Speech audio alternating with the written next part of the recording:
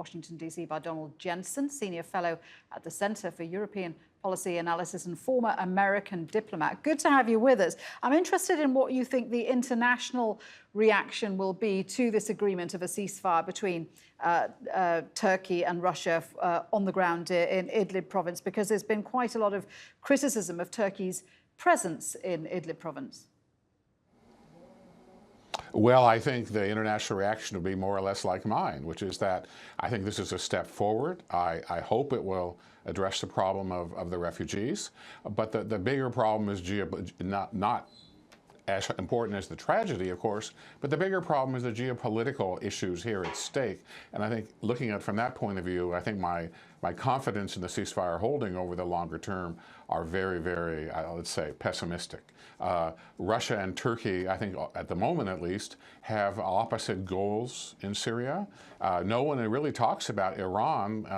I'm glad to see your previous speakers did. Iran is playing a very pernicious role there. I think there's no assurance. The Russians were surprised at Turkey's reaction, but I think there's very little I've seen so far this week to deal with the geopolitical issues.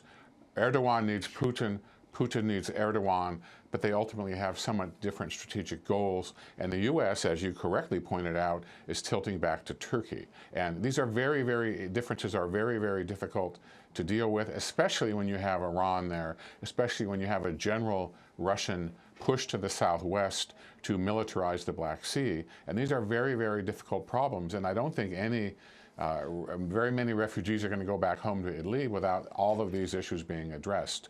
Most particularly, and the long-term political solution is something that we haven't discussed yet. I mean, the U.S. envoy to Syria, James Jeffrey's been in Istanbul today. He's called on the UN, NATO, the U.S. and the EU for a collective action to stop the crisis in Idlib. So why haven't we seen more unity on this issue? Yes, he has.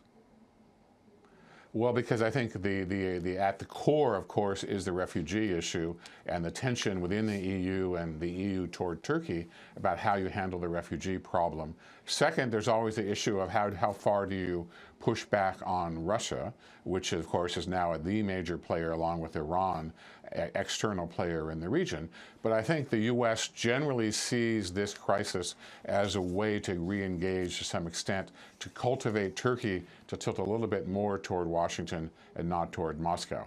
But as Donald, I do apologise, we're going to have to leave it there because we're out of time. But thank you very much indeed for that. Donald Jensen there.